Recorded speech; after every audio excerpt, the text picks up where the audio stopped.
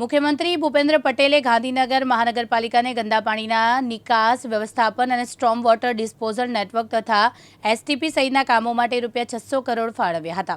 આ મહત્વપૂર્ણ નિર્ણય બદલ મુખ્યમંત્રી ભૂપેન્દ્ર પટેલનો મેયર મીરાબેન પટેલે આભાર વ્યક્ત કર્યો।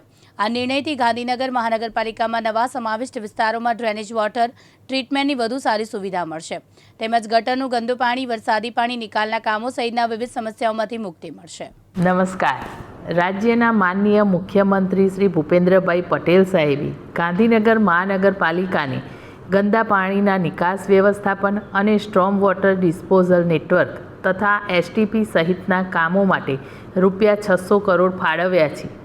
આ મહત્ત્વના નિર્ણય બદલ માનનીય મુખ્યમંત્રી શ્રી ભૂપેન્દ્રભાઈ પટેલ સાહેબનો હું ખૂબ આભાર વ્યક્ત કરું છું।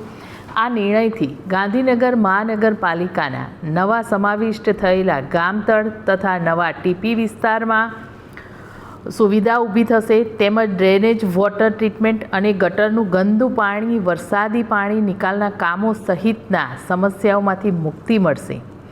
આ ઉપરાંત ગાંધીનગરની નગરજનોની સુવિધામાં વધારો થશે તેમજ આરોગ્યની સુખાકારીમાં પણ વધારો થશે। ફરીથી માનનીય મુખ્યમંત્રી શ્રી ભૂપેન્દ્રભાઈ પટેલ સાહેબનો આખા ગાંધીનગરની જનતા વતી હું ખૂબ આભાર વ્યક્ત કરું છું। નમસ્કાર। અવકાશ બારોટ, દિવ્યાંગ ન્યૂઝ, ગાંધીનગર।